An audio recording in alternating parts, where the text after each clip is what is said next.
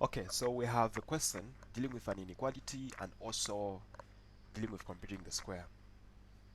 Okay, so the first one is dealing with the range of values of x, which will satisfy that inequality. We already have 2x squared minus 7x plus 3 greater than or equal to 0. So let's just factorize it. The product is 6, the sum is negative 7. The factors, what two numbers can you multiply to give us 6? We add them, they give us negative 7. So I'm trying to think right now. So that should be negative 1 and negative 6. So that part will represent the middle part, negative 7. So I have 2x squared minus x, because negative 1x is just as good as negative x, and then minus 6x, which if you add they will give you negative 7x. So we can factorize. For the first part, x is common, you remain with 2x minus 1, and then for the other part, negative 3 is common, so that you remain with 2x minus 1 greater than or equal to 0. So the form we have is now x minus 3 and then 2x minus 1 greater than or equal to 0. So we factorized our inequality. We can now use that to help us determine the zeros. How do we determine the zeros of equations? By actually equating whatever we have in the brackets to 0. So for the first part, x minus 3 equated to 0, x becomes 3. So x is equal to 3 for the first part. Then the other part, if you equate to x minus 1 to 0, your x becomes 1 over 2. So I have 1 over 2 and a 3. Draw a number line. So we have 1 over 2 and a 3. So we need to try out the middle part, the left and the right hand side of these inequalities to determine the set of values that is going to satisfy. So if I get a middle part, it means I can just get 1. You can get any number, by the way. So if I put a 1, what I have is x. In the first bracket I'm going to obtain a negative. In the other bracket I'm going to obtain a positive. So negative times positive gives me a negative. Okay?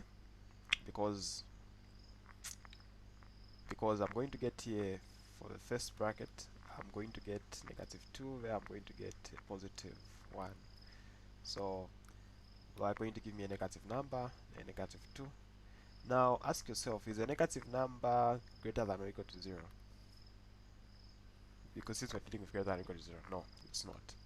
So this part has refused. It's giving us a value that is less than 0 instead. What if you try a number greater than 3, maybe let's say 4? So if you put a 4 there, here you're going to get a positive, there you're also going to get a positive. So positive times positive is a positive.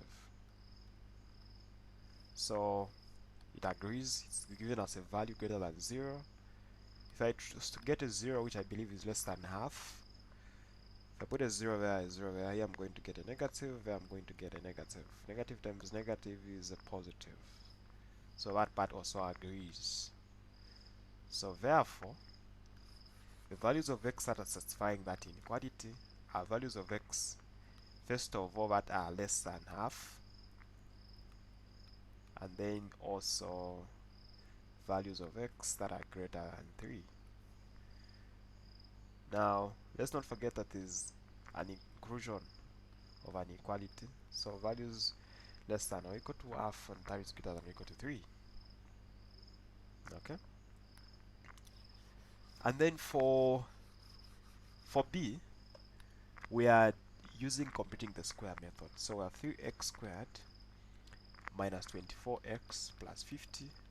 Always we need to ensure that our x is positive and it should have no constant. So we can factor out the 3. So we have a 3.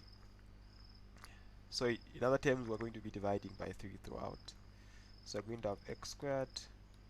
Now 24 divided by 3 is 8.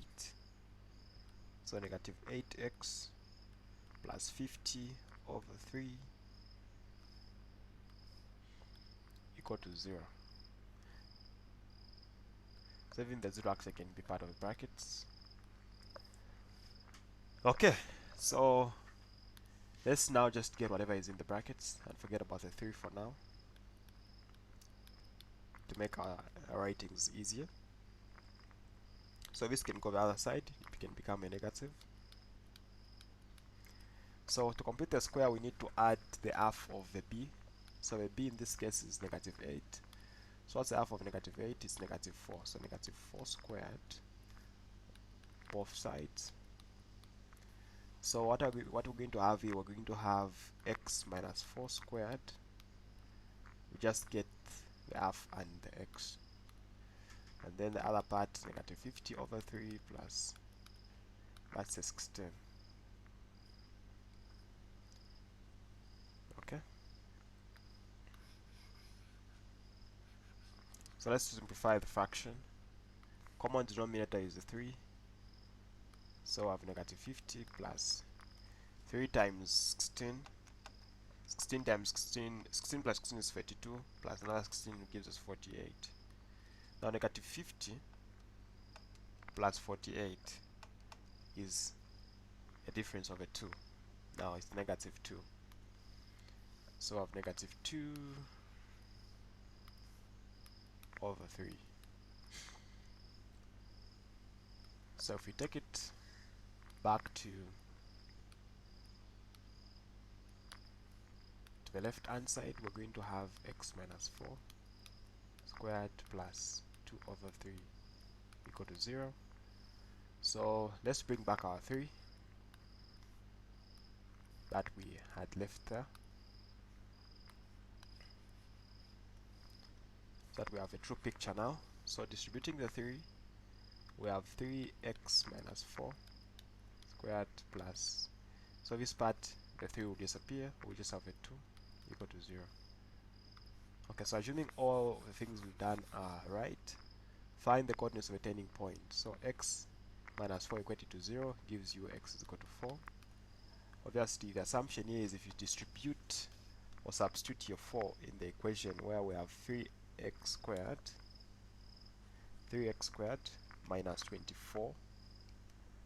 So you put an x where is, you put the 4 where is an x, you get a 2. So obviously that is your y, always.